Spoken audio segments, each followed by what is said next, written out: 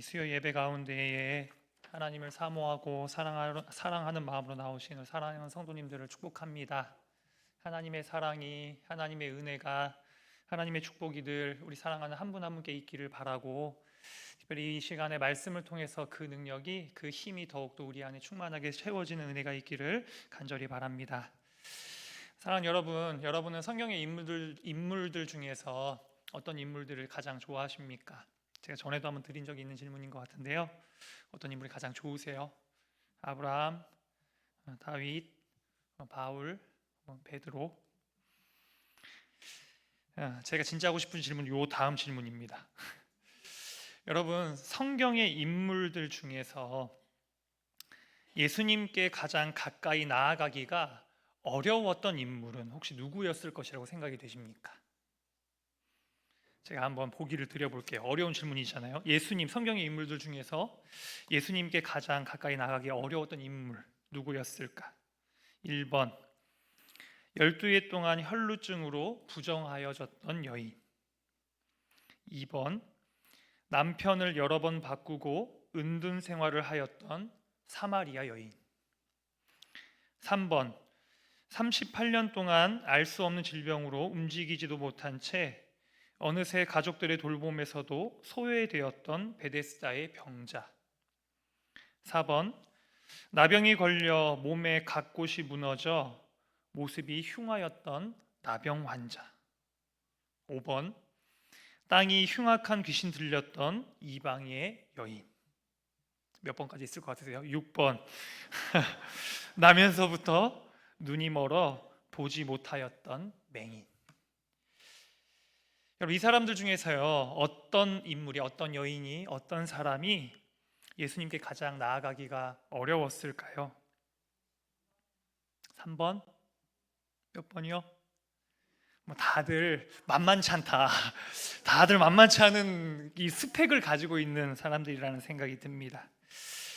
그런데 오늘 본문은 예수님 앞에 나오기가 쉽지 않았던 또 한 명의 인물에 대한 얘기를 우리에게 들려주고 있습니다. 이름은 삭개오인데요, 그 뜻은 순결하다, 맑다는 의미를 가진 인물입니다. 그런데 실제 그의 삶이 이 이름의 뜻과 같았을까 생각해 보면 또 그것에 대해서는 흔쾌히 대답하기가 쉽지 않을 것 같습니다. 오늘의 본문의 말씀을 보면 이 삭개오에 대해서 크게 세 가지의 특징을 말씀해 주고 있습니다. 먼저 첫 번째는 세리장이었다는 것이고요, 두 번째는 그가 부자였다는 거고, 세 번째는 그가 키가 작은 사람이었다는 것입니다. 그가 사는 이 여리고라는 도시는 국경 도시였습니다. 요단강 바로 옆에 있는 이 도시는요, 이 요단강만 건너면 바로 옆에 이방 지역이 붙어 있는 지역이어서 그 국경에 위치한 도시로서 이 이방의 도시에서부터 물자들이 들어올 때 그 물자에 붙는 과세를 위한 세관이 이 가운데 위치하고 있었습니다. 때문에 아마도 이 삭개오가 세리라는 직업을 선택했을 것 같습니다. 어쨌든 이 여리고라는 지역은요, 동서남북을 이어주는 교통의 요지이고요, 주변은 모두 광야인데요, 흙빛을 주변으로 돌아보면 그 주변의 지역이 모두 다 흙빛인데 이 여리고만큼은 주변에 푸르름이 있는 도시였다고 합니다. 그만큼 풍요로운 도시이고요, 세를 들임으로 인하여서 굉장히 부유한 도시 중에 하나가 여리고라는 것입니다. 제가 여리고 관련된 내용을 좀 찾아봤는데요, 재밌는 것이 여기 하나 있더라고요. 우리가 잘 아는 이 헤롯이 지내던 겨울 궁전이 이 여리고라는 곳에 있었다고 합니다. 여리고는 굉장히 더운 지역입니다. 근데 이 더운 지역에 겨울 궁전을 지은 것이죠. 오늘날은 저희가 에어컨 시설이 굉장히 잘 되어져 있잖아요. 그래서 아주 더운 여름철에도 교회에 오면 굉장히 시원한 가운데 예배를 드릴 수 있는데, 헤롯도 그것을 원하여서 이 여리고라는 땅에 이 겨울 궁전을 지었다고 합니다. 초호화 궁전인데요, 면적이 14제곱킬로미터에 달하고 그 안에는 호화로운 왕궁, 별채, 정원, 수영장, 극장, 운동시설을 갖추고 있었다고 합니다. 오늘날과 못지 않은 거죠. 그런데 왜 여리고에 이러한 헤롯의 겨울 궁전을 지었을까 생각해 보면 그만큼 여러모로 풍요로운 것들이 있는 곳이라고 말할 수 있을 것 같습니다. 그런데 여기서 삭개오는요, 세리라는 직업을 택합니다. 왜 그랬을까요? 아마도 돈을 많이 벌고자 하였던 것 같습니다. 오늘의 본문의 말씀처럼 그는요 키가 굉장히 작았습니다. 키가 작다라는 것은요 사람들에게 주목받기가 쉽지 않은 것이죠. 아이들이 이제 초등학교를 가고 중학교를 가면요 기본적으로 체격이 조금 있어야 됩니다. 키가 좀 더 크다거나 혹은 좀 빠르게 움직일 수 있다거나 그런 것을 가지고 있어야 아이들에게 좀 주목을 받을 수 있죠. 그런데요 키가 굉장히 작고 뭐 운동을 잘 못한다거나 힘이 세지 않다면요 아이들에게 주목받기 쉽지 않은 것입니다. 근데 이 삭개오는요 키가 굉장히 작아서요 사람들이 보기에는 뭐 우리의 속된 말로 하자면 난쟁이 똥자루만한 그런 주목받을 수 없는 그런 사람이었던 것입니다. 생각해보면요 그는요 그로 인한 어떤 고통을 겪지 않았을까 생각을 해보게 되고요 어쩌면 그로 인한 콤플렉스에 시달렸을지도 모르겠다라는 생각을 해보게 됩니다. 그 때문인지 그는요 돈을 많이 벌 수 있는 세리라는 직업을 선택합니다. 이런 생각을 하지 않았겠습니까? 돈을 많이 벌면 조금은 더 다른 사람들과 함께 하기가 수월해지고 또 그로 인해서 행복해질 그런 기대를 가지고 아마도 이 직업을 선택하지 않았을까 싶습니다. 그러나 그의 삶은요 그렇지가 못하였습니다. 왜요? 왜냐하면 이 세리장이라는 직업이요 이 세리장이라는 직업을 가진 그를 향한 유대인들의 시선이 곱지 않았기 때문입니다. 동족들의 피 같은 세금을 걷어서 그들을 지배하는 로마에 가져다가 바치는 직업, 이 앞잡이와 같은 역할을 감당하며 그 가운데에서 중간에서 자신의 이익을 취하는 것이 세리라는 직업이었기 때문이지요. 사람들은 그를 보면서 매국노다, 앞잡이다 말하면서 손가락질하며 그는 사람들과 함께 어울리기는커녕 오히려 더 멀어지는 경험을 하게 됩니다. 그는요 부자였습니다. 그러나 그 부를 보며 사람들은 손가락질을 했습니다. 저거 다 우리들의 피 같은 돈을 가져다가 부자가 된 거다. 자기 혼자 잘 먹고 잘 살려고 자기 배만 부르면 된다고 생각하느냐. 로마의 앞잡이 노릇을 하며 저렇게 몹쓸 짓을 하고 있다 하였던 것이죠.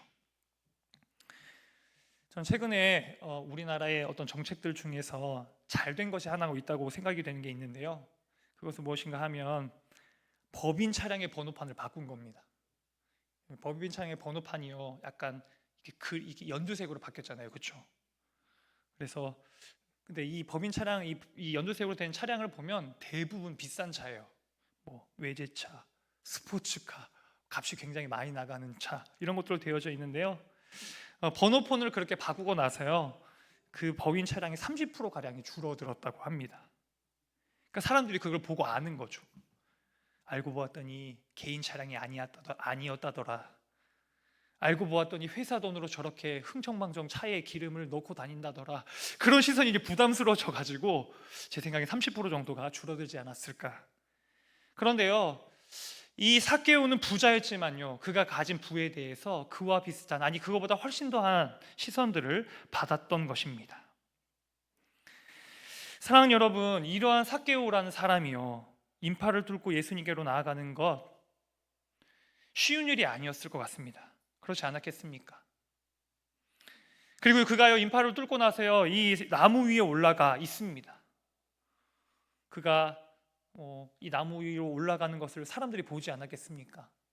사람들에게 손가락질 받고 세리장이라고 말하였던 그 사람, 그리고 그 가운데에서 어떻게 보면 굉장히 우스꽝스럽게 오늘의 본문이 이 삭개오의 모습을 다루고 있는데요, 예수님 앞에 나아가는데 키가 작은 자가 사람들 사이에 스며들어서 나무 위로 올라가서 예수님을 보려고 이렇게 빼꼼 내려다보는 그 모습을 보면서요 사람들은 어쩌면 또다시 손가락질을 했을지도 모르겠습니다.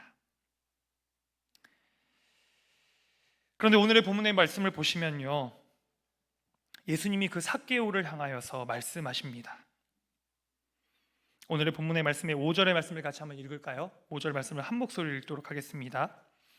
예수께서 그곳에 이르사 쳐다보시고 이르시되 삭개오야 속히 내려오라. 내가 오늘 내 집에 유하여야 하겠다 하시니. 아멘.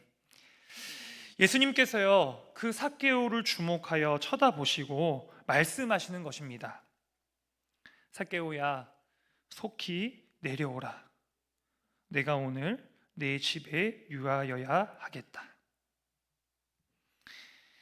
사람들은요, 예수님이 이 삭개오를 부르시는 모습을 보면서요, 수군거리기 시작합니다. 저가 죄인의 집에 유하러 들어갔도다. 그러니까 사실은 이 삭개오를 향한 시선이요, 예수님께에게도 마찬가지로 쏟아지게 되었던 것입니다.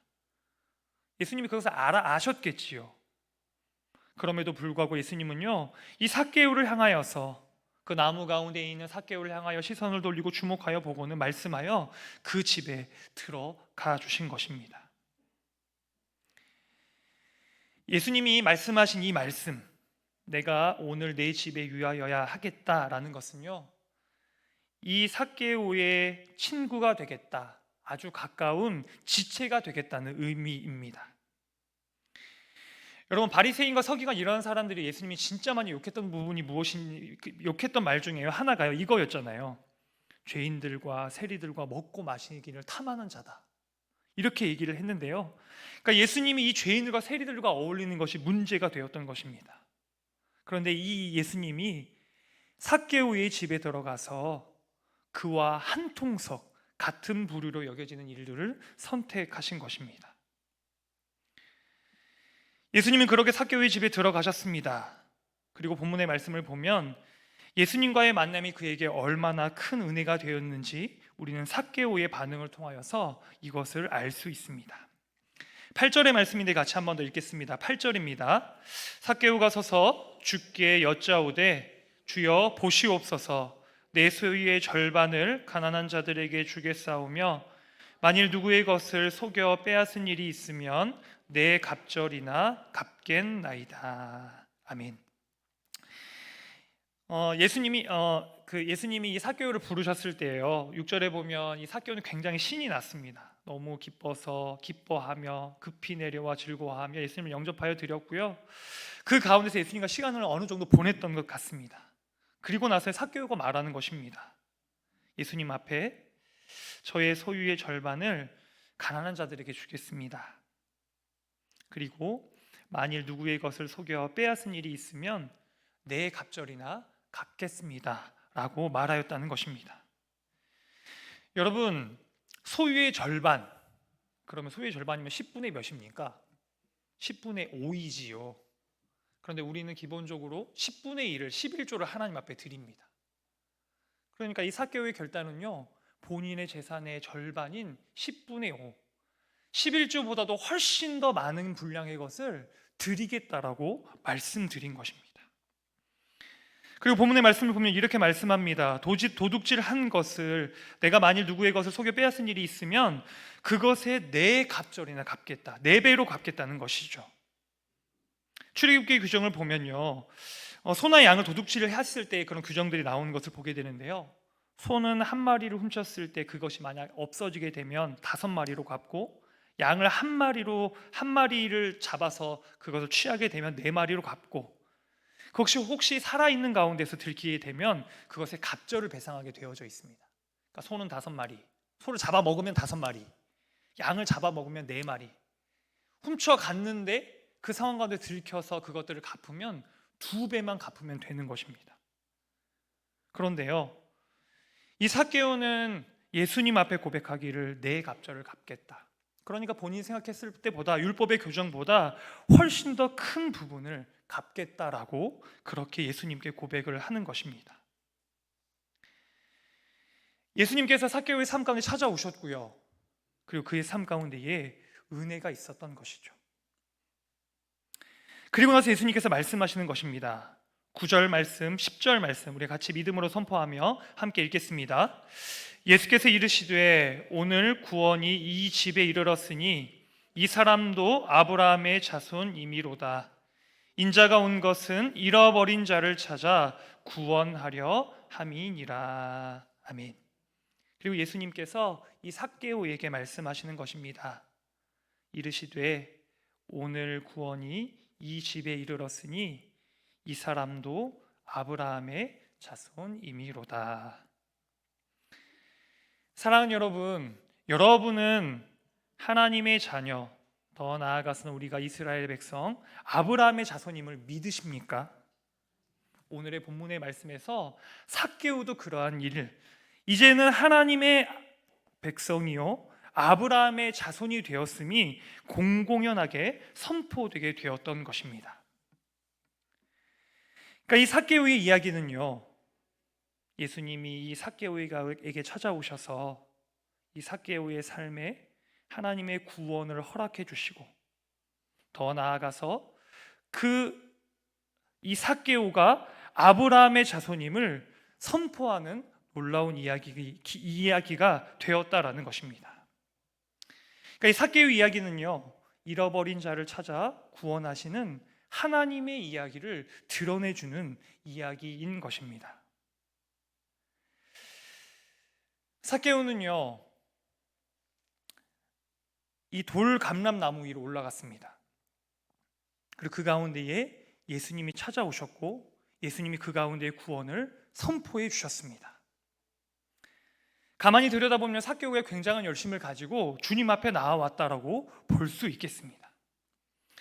그런데 오늘의 본문을 조금만 더 세밀하게 들여다보면요, 사실은 예수님이 삭개오를 찾아오셨다는 것을 우리는 보게 됩니다. 삭개오가 돌감람나무에 올라가 있습니다. 예수님을 보고 있습니다. 그런데요, 이 삭개오가 예수님이요, 삭개오의 이름을 부르지 않았다면 그가 예수님께로 나아갈 수 있었겠습니까? 돌감람나무 위에 올라갔을 때 예수님이 그를 주목하여 보고 그를 부르셨기 때문에 예수님이 그의 집에 들어가 유하게 되고 예수님을 만나는 경험을 하게 된 것입니다. 그리고 오늘의 본문의 말씀을 보면요, 1절의 표현이 좀 재미있는데요, 1절은 이렇게 말씀하고 있어요. 예수께서 여리고로 들어가 지나가시더라, 이렇게 되어져 있는데요, 사실 이거를 영어로 말하자면 pass through라고 되어져 있어요. 다시 말하면 여리고를 지나서요, 어딘가로 가시는 상황 가운데 있었다라는 것입니다. 그러니까 예수님이 어딘가로 지나가는 상황 가운데에 이 삭개오를 만나는 사건이 일어나게 되었던 것이죠. 지금 예수님이 가시는 곳은요, 예루살렘이에요. 그리고 여리고는요, 이 예루살렘을 향하여 가는 길목 가운데 있는 도시입니다. 예수님은 이 여리고를 지나서요, 예루살렘 가운데 올라가게 되고, 그리고 예수님께서 이 예루살렘으로 올라가는 이유는요, 십자가를 지기 위함이셨습니다. 사랑하는 여러분, 예수님의 사역 가운데서 가장 중요한 사건은 무엇입니까? 십자가이지요. 십자가를 통하여 그 가운데 죽으시고 부활하심을 통하여서 하나님의 놀라운 구원을 행하시는 것이요, 예수님께서 행하셔야 할 가장 중요한 일이었습니다.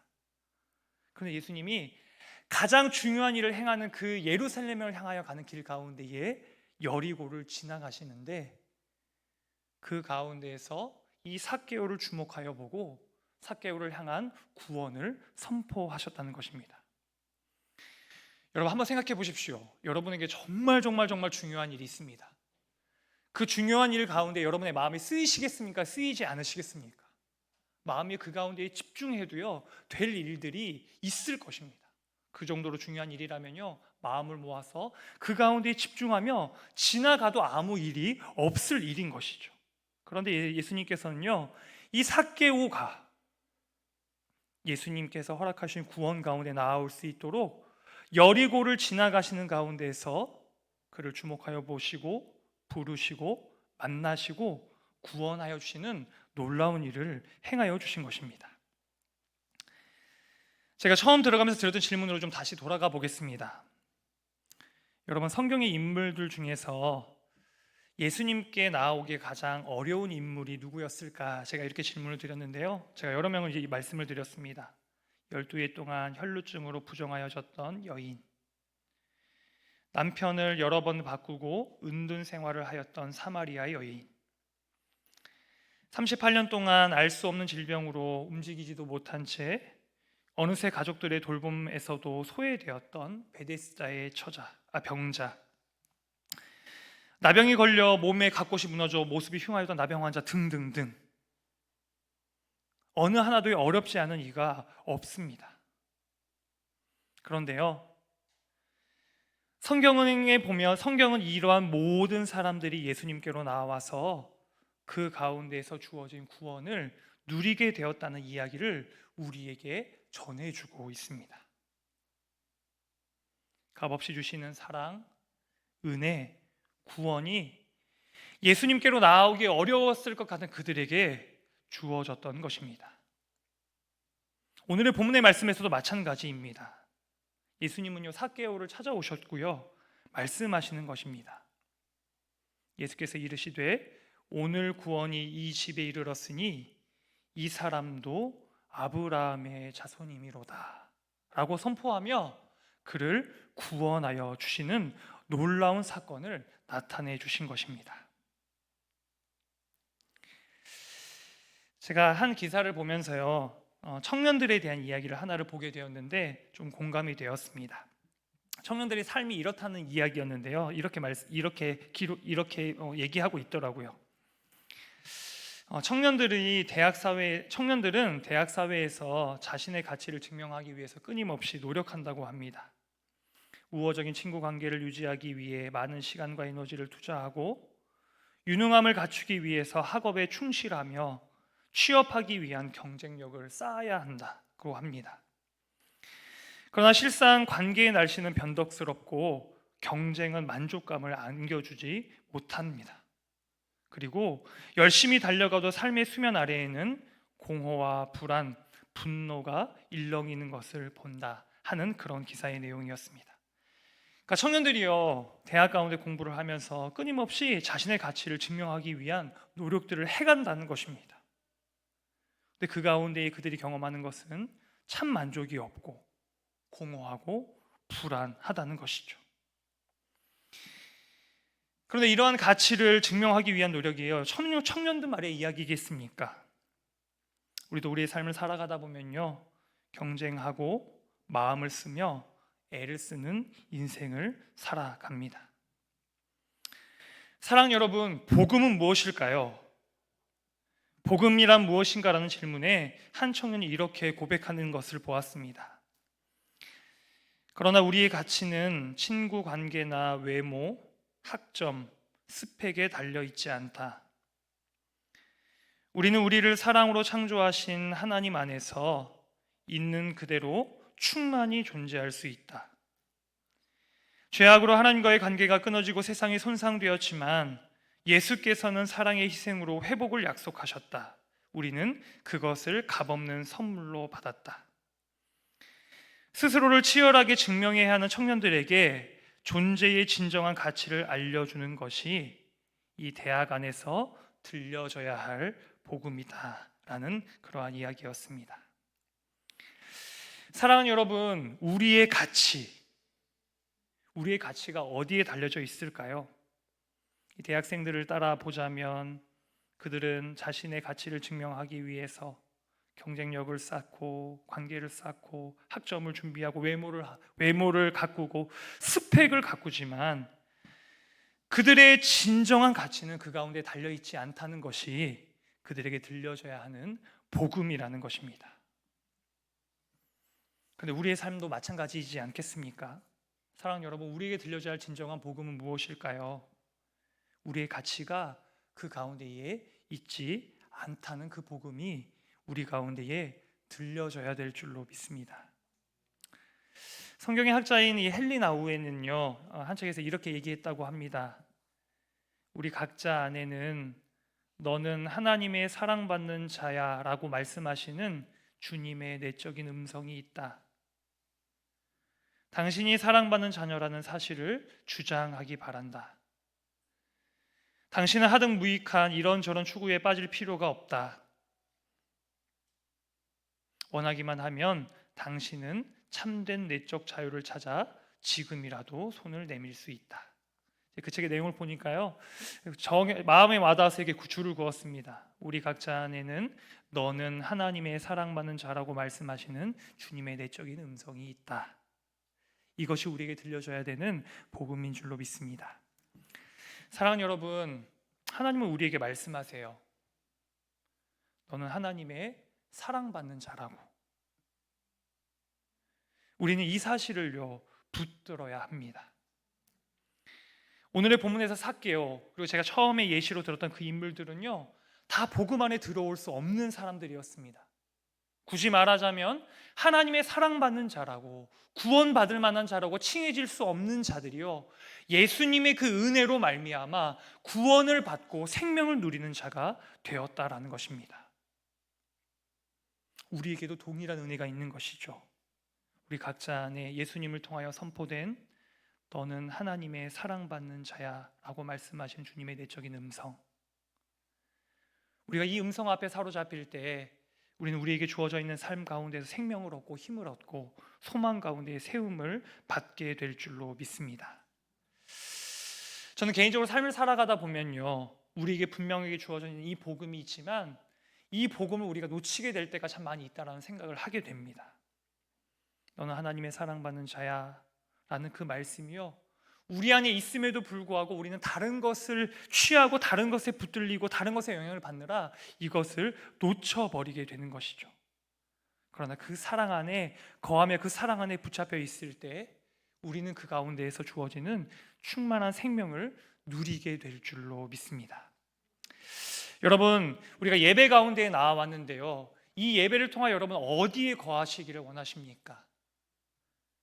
그 복음의 소식 안에, 우리에게 부어지는 그 사랑의 능력 안에 깊이 붙잡히는 시간이 되시기를 간절히 바랍니다. 그래서 좀 같이 기도하며 나아가기를 원하는데요, 우리가 주님 앞에서, 그 주님의 사랑 앞에서 우리의 고백을 좀 쏟아놓으면서 좀 같이 기도하며 나아가면 좋겠습니다. 한 줄을 좀 해주시고, 여러분은요 어떤 마음을 가지고 좀 주님 앞에 나아오셨어요? 우리가 다른 사람한테는 얘기할 수 없을지라도요, 주님 앞에서는 쏟아놓을 수 있을 줄 믿습니다. 우리 안에 있는 불안함, 두려움, 염려, 끊임없이 경쟁하는 그 가운데서 부어지는 공허함과 허하여져 있는 우리의 그 모든 마음들을 주께서는 아시고 그 모든 우리의 존재를 받으시는 하나님이십니다. 그런데 그러한 고백을 가지고 주님께 나아갔을 때 하나님은 우리에게 말씀하십니다. 너는 나의 사랑하는 자녀다. 그 음성이 들려질 때 우리는 그 가운데의 힘과 소망을 얻게 됩니다. 우리가 이 시간에요, 이 말씀을 붙잡고 좀 같이 한번 기도할까요? 하나님, 제가 주님 앞에 나와왔습니다. 제가 주님 앞에 나와왔는데 그 주님의 음성, 그 주님의 복음의 능력 가운데에 붙잡히는 삶이 되기를 원합니다. 이 시간도 주님을 바라보며 예배 가운데에 나와왔는데 이 시간 나에게 말씀하여 주시고 제가 귀 기울이는 것 가운데에 주님의 음성에 그 복음의 소리 가운데에 붙잡히는 그러한 은혜를 베풀어 주시옵소서. 우리가 이 시간에 각자의 마음을 고백하면서 그 은혜를 구하면서 같이 마음을 모아 한번 기도하며 나아가도록 하겠습니다. 함께 기도하도록 하겠습니다. 사랑의 하나님 아버지, 그렇습니다. 예수님의 그 놀라우신 복음의 능력을 통하여 우리에게 부어주신 놀라우신 하나님의 소식이 있습니다. 우리를 사랑하시고 구원하시고자 하시는 그 놀라운 일을 예수님이 이 땅 가운데 행하여 주셨고 우리를 건져 주셨습니다. 그러나 하나님, 그 복음의 능력이 늘상 우리 가운데 있지만 우리는 우리의 삶 가운데 그것을 붙잡지 못하고 흔들리는 인생을 살아갑니다. 하나님, 우리를 불쌍히 여겨 주시옵소서. 우리에게 사랑한다 말씀하신 그 음성 가운데에 우리가 나아가 그 음성 가운데 붙잡히는 인생이 되게 도와주시고 그 안에 소망의 능력을 세우는 삶이 되도록 주께서 은혜 함께 해주시고 도우해 주시옵소서.